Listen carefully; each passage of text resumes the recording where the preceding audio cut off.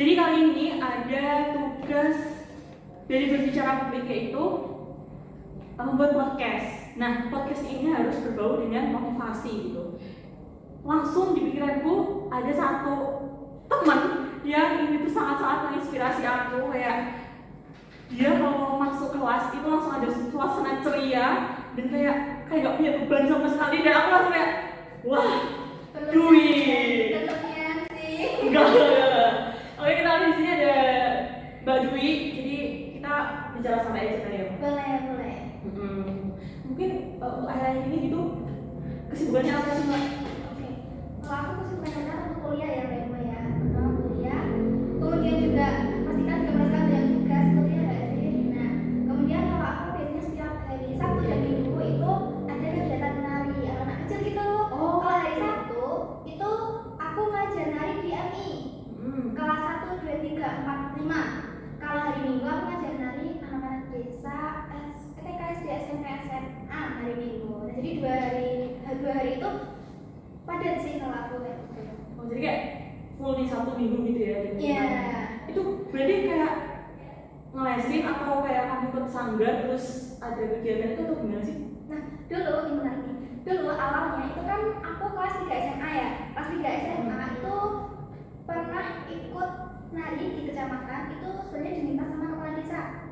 Terus setelah itu kepala desanya itu meminta aku buat Mbak bisa nggak ya kalau misalkan anak-anak di sini nari juga sama jadi biar apa ya, ada budaya yang dijaga di desa ini kayak gitu. Terus karena ya aku tahu kalau menari itu adalah salah satu hobiku ya, jadi dengan sungguh-sungguh aku mengiyakan. Terus banyak juga nih ternyata anak-anak yang seru, maksudnya seru tuh kayak excited gitu loh sama kegiatan menari. Nah, dari yang kecil-kecil segini kalian tahu benar-benar baby blues banget kalau ini. Terus habis itu dari kelas 3 SMA udah mulai rutin latihan setiap minggunya, kemudian sampai aku kuliah sampai sekarang juga masih rutin seperti itu. Dan kegiatan inti atau kegiatan yang biasanya kita lakukan itu adalah event ini setiap Agustusan. Kalian tahu lomba-lomba? Nah, biasanya ada malam puncak hiburan seperti pembagian hadiah. Nah, setelah pembagian hadiah itu biasanya ada kegiatan itu hiburan menari. Jadi anak-anak itu termotivasi buat tampil di situ, orang tuanya mau lihat dan orang tuanya pasti bangga. Anakku nari di sini, di video, dibikin story dan lain sebagainya. Itu yang bikin mereka semangat gitu. Bukan cuma anak-anaknya aja, tapi orang tuanya juga mereka excited gitu loh mendukung kegiatan tersebut seperti itu. Berarti Mbak Dwi ini ngajarnya sendirian gitu? Iya betul, dulu sempat ada teman aku, cuma karena ada satu dan lain hal, pada akhirnya sampai sekarang aku sendiri gitu. Tapi di sesi misalkan minggu ini, misalkan kelas A, B, minggu depan kelas C, D kayak gitu. Karena kalau sendiri ngurusin 4 kelas tuh nantinya kayak aduh pusing banget, serius Iya ya. sih. Terkuras ya ini ya? Betul. Enaknya terkuras. Ya, jadi ada jadwalnya. Tapi berarti itu ini bisa tahu kalian bakal misalnya didiin ini loh apa sanggar tari sendiri gitu? Bisa mungkin nanti sebenarnya udah aku urus, cuman belum yang benar-benar 100% karena kan ada beberapa hal yang benar-benar apa ya, ada yang harus dicapai kayak gitu. Iya. Jadi keren banget. Mungkin kalau teman-teman besok anaknya nih gitu ada yang penasaran. Iya benar. Kalau kalian punya saudara anak kecil mungkin kalian bisa apa ya, ikut sertakan sama kegiatan gue gitu. Apalagi kalau senangnya menari, siapa tahu kita bisa jadi partner ya. Iya. Ini narinya berarti tarinya tradisional ya atau Tradisional kreasi. Iya. Kalau dance itu? Nah kalau dance karena aku sendiri apa ya, kurang menguasai tarian modern, jadi aku lebih fokuskan kepada tarian yang mau aku kuasai. Jadi ada tarian tradisional dan juga tari kreasi. Gitu ya. Jadi dulu tuh aku sempat ini sih nari tradisional gitu, tapi cuma iya. Aku stop cuman sampai SD doang, karena kan SMP kayak sudah tidak ada motivasi untuk ini ya, untuk bergerak seperti ini. Jadi ya seperti ini tidak ada motivasi untuk bergerak ya. Itu sih sangat menarik banget kalau misalnya anak Indonesia juga tertarik juga ke budaya-budaya seperti itu, apalagi tari tradisional gitu ya.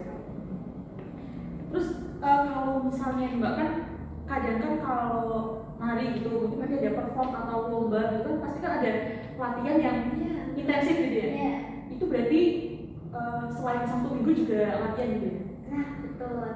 Jadi kalau misalkan kemarin sempat ada lomba juga nih. Jadi kalau misalkan ada lomba, anak-anak itu setiap pulang sekolah misalkan 2 hari sekali, 3 hari sekali, maksudnya tuh semakin mendekati harinya semakin intens kayak gitu. Nah itu menyesuaikan dengan jadwal kuliah anak-anaknya. Misalkan yang satu pulang jam 1 tapi yang satu pulang jam 4. Nah nanti kita kita sesuaikan juga, misalkan yang ini misalkan yang pulang sore itu si A dan si B pulangnya jam 1.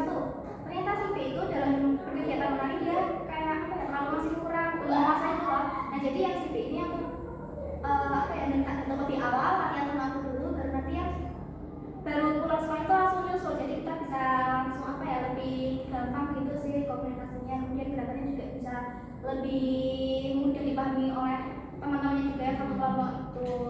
Jadi intinya kalau misalkan ada kegiatan kita tetap bakalan latihan selain dari Sabtu dan Minggu tergantung dengan konteksnya seperti apa. Oh oke, berarti Mbak Dwi juga ini ya harus minta bagi waktu kuliah di latihan gitu ya? Iya, kadang malah aku yang nggak bisa kan kuliah sampai sore atau kuliah sampai jam berapa, jadi mereka latihan sendiri. Pernah itu mereka latihan sendiri tanpa aku, terus mereka tuh ngirim dokumentasi aja, Mbak ini udah di sini ya, kuncinya kalau sini ya, ini gimana ya, kalau ini kok lupa gerakannya banyak banget ya gitu. Jadi aku sambil kuliah sambil karena kegiatan aku sambil kasihan, cuma mau gimana lagi ya, nggak bisa nemani di sana, jadi cuma bisa komunikasi lewat chat gitu. Tapi aku bersyukur karena teman-teman di sana tuh mereka semangat, excited banget. Kalau latihan itu kan capek ya, apalagi kalian mungkin yang orang-orang nggak capek banget, tapi mereka bakalan bangga banget sama hasilnya. Kalau perform itu mereka semuanya membara, menggebu-gebu, dan itu bakalan bikin satu yang berkesan bagi mereka. Energinya mereka juga sampai ke kita juga tentunya ya. Kita melihat tuh tadi bakalan tetap bangga gitu nggak sih, merasa wah keren banget. Karena kita tuh tahu prosesnya seperti apa, kemudian polanya seperti apa, kemudian hasilnya maksimal, itu bakalan satu hal yang membuat kita puas. Iya sih, apalagi kalau aku ditampilin kayak wah kemarin latihannya segini ya, kayak euforia waktu tampil tuh bener-bener wah gitu ya. Mungkin itu kayaknya salah satu efek kenapa setiap masuk kelas suasananya ceria gitu ya Mbak ya. Masa sih? Iya kayak mungkin dari temen-temen ngerasain gak sih kalau iya kan? Itu salah satu kayak apa ya dia kalau kayak masuk kelas ya Allah lucu, comel, terus kayak dia kalau masuk kayak bahagia gitu loh. Kan kadang-kadang kita kayak kalau mungkin di rumah, di luar, misalnya di jalan nih papasan sama orang yang ugal-ugalan itu kan kayak moodnya gitu deh hancur nih. Tapi kayak dulu itu kalau masuk kelas kayak hah kayak wah gitu. Sebenarnya nggak juga sih, karena kalau aku masuk kelas tuh lihat teman-teman kayak banyak yang kita sama teman-temannya, banyak yang bercanda, itu jadi apa ya, semangatnya tuh jadi kebentuk juga gitu lah, moodnya tuh jadi lebih naik karena lihat teman-teman di sini juga pada senang, cerita-cerita sama teman-temannya, bercanda-bercanda gitu. Jadi aku ikutan terbawa suasana kayak gitu Mbak, seperti mungkin karena ya itu ya saling gitu ya, terbawa suasana sama lingkungan seperti itu. Kalau selain ini apa melatih nari itu ada kesibukan lain nggak Mbak kira-kira hari ini? Kalau untuk akhir-akhir ini kegiatan yang aku lakukan tuh menari, tapi kalau beberapa waktu yang lalu itu aku sempat ikut freelance seseorang gitu. Berapa bulan ya kalau nggak salah, hampir 6 bulan seperti itu sih. Jadi beberapa waktu yang lalu itu berarti kuliah, freelance, sama ngajarin nari. Iya betul. Wah jadi kuat banget ya misalnya kayak bagi waktunya. Kebetulan kan karena kerjanya waktu itu kan fleksibel ya sama kuliah, jadi biasanya juga mengizinkan kuliah sama bekerja, yang penting bisa bertanggung jawab dalam pekerjaan dan juga kuliah seperti itu. Dan alhamdulillah pun orang tua juga mendukung, orang tua juga mendukung, dan itu salah satu hal yang buat aku semangat memotivasi diri aku sendiri ya seperti itu. Karena aku pikir ketika kuliah hanya fokus dengan nilai saja itu tidak cukup. Kita mau melatih apa soft skill, hard skillnya cuma nilai aja kan kayak nggak cukup ya. Apalagi nanti ketika kita sudah lulus kuliah, terus kita juga bakalan terjun ke dunia kerja betul. Iya. Nah, yang dicari itu kan pengalaman ya. Iya, betul, pengalaman. Dan itu adalah satu hal yang aku tanamkan dari diri aku sendiri seperti itu. Iya sih, berarti emang kita harus banyak pengalaman ya teman-teman. Betul, dan mencoba. Iya, mungkin bisa mulai dari magang-magang gitu. Bisa, ya betul. Freelance itu juga bisa. Pokoknya kegiatan yang positif, yang tidak mengganggu kuliah, dan kita bisa bertanggung jawab dengan hal tersebut. Boleh teman-teman bisa dicoba nih. Mungkin ini contohnya buat aku sendiri ya kayak oke berarti harus dibanyakin pengalaman gitu. Nah waktu itu kan kayak padat banget ya berarti kayak harus kerja ini gitu. itu pernah nggak sih kayak burnout gitu kayak Gitu ya. oh, Pernah sih pada waktu itu, karena kalau tidak salah ya waktu itu tuh kerjaan, maksudnya tugasnya itu kan numpuk banget ya, banyak banget, kemudian deadline-nya juga mepet-mepet, dan aku ada tuntutan pekerjaan. Nah itu salah satu hal yang membuat aku apa ya, kok gini banget ya rasanya, pengen nyerah. Tapi gimana caranya aku udah selesai tugasnya, selesai pekerjaannya, itu aku ingatkan lagi kemarin-kemarin aku udah berusaha semaksimal ini, buat dapat ini, buat dapat itu, masa aku sia-siakan, masa Iya. gak bisa aku perjuangin. Aku juga pengen dong bisa gini-gini, terus aku juga pengen dong gini-gini. Nah makanya mau tidak mau tetap aku kerjakan, walaupun sambil nangis. Aku pernah nggak itu, sebenarnya nangis itu normal ya teman-teman, asalkan yang penting kerjanya selesai ya, kita aja gak sih. Yang penting kerjanya selesai, kita bisa bertanggung jawab, dan kita juga percaya sama diri sendiri seperti itu. oh ya mungkin dikasih closing statement kali ya buat teman-teman yang mungkin sekarang juga lagi berusaha untuk mencapai apa yang diinginkannya dan sekarang lagi stuck gitu, kayak prosesnya lagi stuck. Mungkin ada kata-kata apa gitu untuk teman-teman? Oke, pesan ya. Iya. Kalau pesan buat teman-teman di sini, teman-teman semangat kuliahnya, kalian boleh ya fokus ke nilai, tapi jangan lupa juga ikut, bukan nggak maksudnya bekerja, cuma kegiatan-kegiatan lainnya yang positif seperti itu. Kemudian kalian juga jangan lupa mulai sekarang ditanamkan mindset tujuan kalian itu untuk apa. Setelah lulus kuliah kalian nanti mau jadi apa, kalian persiapkan dari sekarang, karena nggak bisa kalau nanti setelah kalian lulus baru kalian pikirkan, kemudian baru kalian laksanakan, mungkin kalian akan aduh ini arahnya kemana ya gitu. Nah jadi mas kalian bisa cicil-cicil dulu, dan aku arahnya mau kemana ya. Kemudian jangan lupa juga motivasi diri sendiri, itu penting banget.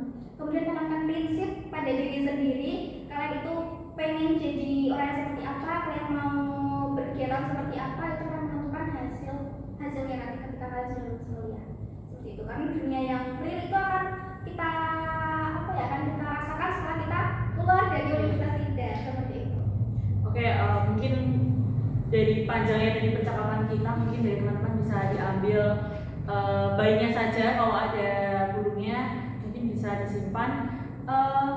Mungkin cukup sekian, teman-teman juga harus diingat kalau kita harus selalu berpositif thinking, seperti tadi apa yang dikatakan Mbak Dwi dari awal sampai akhir, tentunya bisa mendapat pesan-pesan yang baik juga.